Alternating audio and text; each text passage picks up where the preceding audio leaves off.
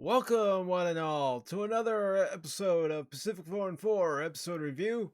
I'm your host, Mike, and in this episode, I'm going to be talking about the series finale of The Falcon and the Winter Soldier, One World, One People. So, in this episode, a lot goes on, and one of those things involves the terrorists picking up from the last episode, Truth, and taking their hostages onto a helicopter. Another, Sam Wilson, Captain America, coming to their rescue. Joel Walker getting involved in the action along with Bucky. And Sharon Carter making her presence felt and also establishing to George St. Pierre that she indeed is the power broker. So, this episode picks up directly where Truth left off, and we have Sam Wilson, Captain America, go into the building where the GRC was holding their meeting, and he manages to help get into the building by flying into the building using the shield to break the glass. He has a fight with George St. Pierre. Bucky is there on the ground, and he's actually inside the building as well when he meets up with Sharon Carter, and they all go in pursuit of Karli, who is on the run. And in the episode, she's intercepted at one point by John Walker after he helps rescue some of the hostages, but not before Bucky could actually intervene first by getting a few of the hostages out after the armored vehicle that they were thrown into is halted by some barriers. And, this episode, it goes all over the place as far as action is concerned, because you have action concerning Sam after he's done fighting George St. Pierre, because he goes after the helicopter, and he uses his new flight suit abilities to discover which one of those members of the committee have flight capabilities. Why? Because he plans on killing the pilot and having one of those hostages take control of the helicopter so it doesn't crash, which ends up happening. And the terrorist who was piloting the helicopter, I forget the character's name, but he ends up taking a dip in. I don't know if it was the Long Island Sound. It was a body of water. It was never said whether it was the Long Island Sound or the Hudson, but it was a body of water. And, a pursuit ends up happening between Captain America, John Walker, Sam, Bucky, and Sharon Carter going after Karli Morgenthau. Karli Morgenthau is killed. She's carried by Sam, who in the shot, it looks like, a guardian angel carrying down, a saint. And we all know Karli wasn't a saint. She was a terrorist, even though in this episode they say you gotta stop putting labels on people. Well, duh. Of course you gotta stop putting labels on people. It's the only way we're gonna be able to move forward. But we're a slow society. We don't learn from our mistakes. We don't learn from our past. We keep putting labels on people. Why do you think we haven't progressed much? Why do you think we're regressing? But anyways, what ends up happening is Sharon Carter ends up shooting and killing Karli Morgenthau. Sam ends up having a conversation with the surviving committee members saying you got to stop putting labels on people like, terrorist, refugee, thug, and start treating people like people again. no shit.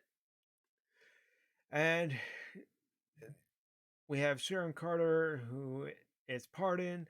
There's a big party at the end of this episode, and all is right in the MCU world. But I'm just gonna come out and say it. When in the last episode, nobody would respect a black man as Captain America. Like I said in the last episode, you know, I I was looking forward to seeing Sam Wilson as the new Captain America, and everybody seems to forget about Brody. And instead of being War Machine, he was Iron Patriot, and people were behind him. And there are characters like Nick Fury. People support him. Yeah, he worked for Shield. He didn't work for one particular government, but he worked for Shield, and people support him. And again, don't give me this rhetoric that people won't give other people respect. The reason why people will look down on people is because, one, they're they're rude, crude, dishonorable human beings, and two, the person that they're looking down upon might have an ability that they don't, so they're jealous of it. And I can speak from experience. People will look down upon me because I have a disability. And some people are very rude about it. Some people are understanding about it. Some people just look at me and see me, and that's what you need to do. You need to look at someone and just see them for the person they are. Don't judge them by the standards of other people. Judge them for who they are. But you know again, Sam, at the end says that he's a black man carrying you know the stars and stripes and carrying the shield, and he's got millions of people who are looking down on him. Well, they're looking down on him because they're jealous that they're not Captain America. They're envious that they're not Captain America and that he is.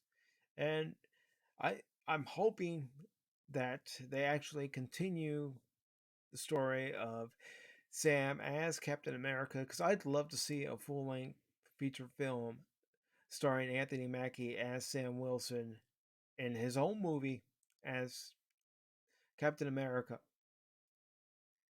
But will we see it? I don't know.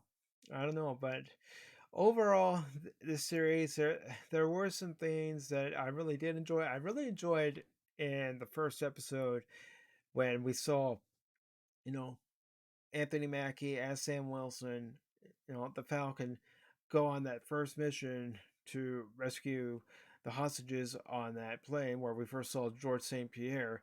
And I really would have loved to have seen a little bit more of the espionage, especially, you know, whatever the relationship had been developed between Joaquin Torres and Sam Wilson, what kind of camaraderie they formed together. And then, of course, like I said in the last episode of Pacific414 episode reviews, a little bit more in depth on the deprogramming of Bucky from the Winter Soldier programming to deprogramming him from that, and seeing his journey on the rehabilitation that he went on, other than that small little part that we saw in Truth. I would have really loved to see that. And maybe one of these days we will. I don't know.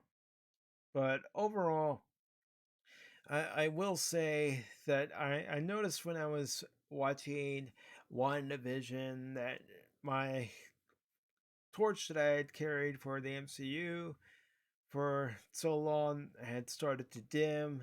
And, watching the first three episodes, I didn't like the constant banter back and forth between Bucky and Sam. I just thought it got old real quick, and I I don't I don't know. I just really thought they could have done a little bit more with Sam's background in the military, and helping soldiers recover from you know deployment and adjust back to civilization. That was touched upon in Captain America and the Winter Soldier, back in 2014. But I really wish, he could have gone into depth into that, gone more into depth in his relationship and the working relationship he had with Joaquin Torres and himself, and found out a little bit more in depth, how the military itself was running, after the snap, after everybody came back. And I know we saw some glimpses of that, but I would love to have gotten a little bit more of a perspective on that from Sam's point of view. And even, you know, a little bit more of their family dynamic. What was it like for Sarah to see Sam return after 5 years of being snapped away? What were those emotions like? Yes, they did touch upon it to certain degrees during the series, but would have loved to have seen more of that.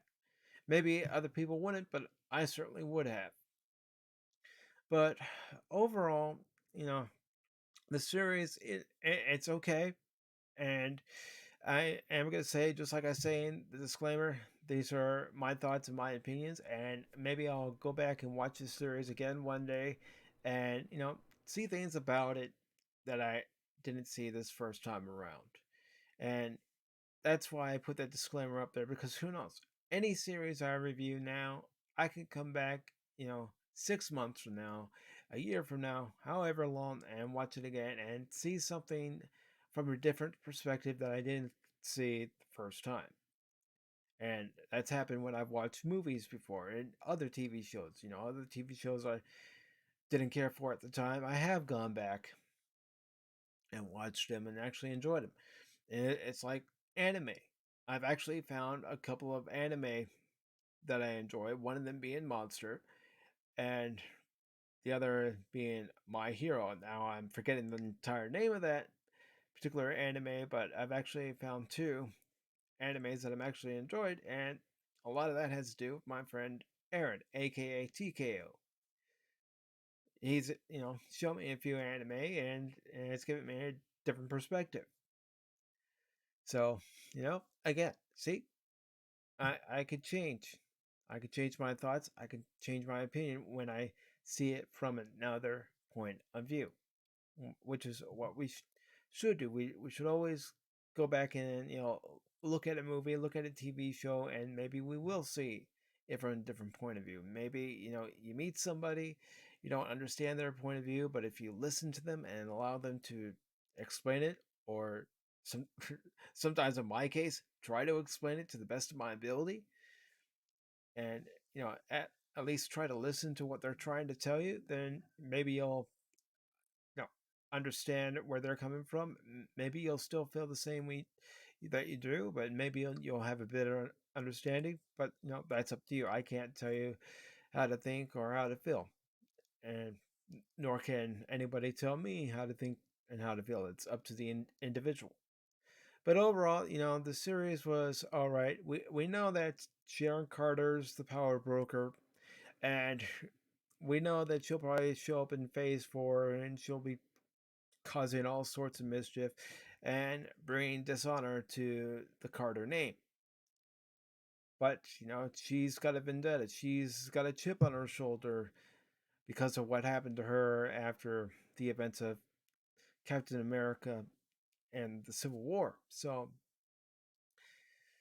we shall see.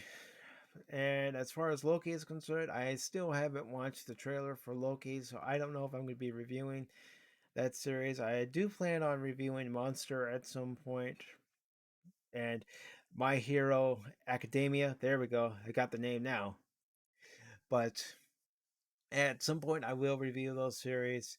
If there is anything else that pops up that I think I'm going to review, I will review it. There is actually a documentary series that I was watching on Netflix that I'll review at some point. And I'm also watching the series Warrior on HBO Max. So I will eventually do a review of that. I don't know if I'm going to do an episode by episode review or if I'm going to do a whole series reviews, because, it's already 2 seasons and a third season has already been confirmed. So we shall see. There will still be more Pacific 4 and 4 episode reviews. It's just a matter of me deciding when I'm going to record those reviews and then upload them.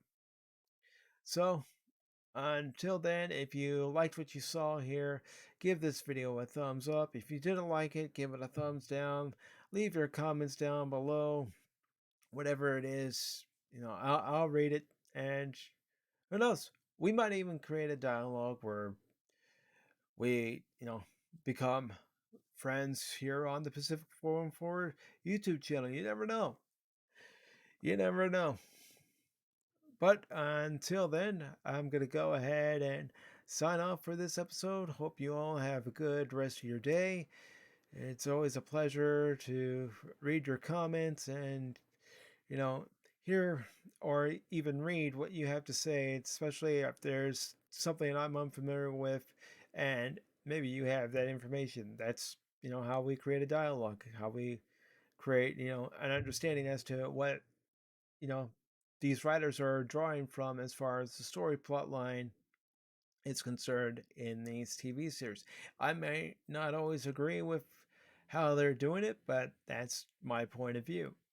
You, like I've said, you have a different point of view than I. Everybody has a different point of view.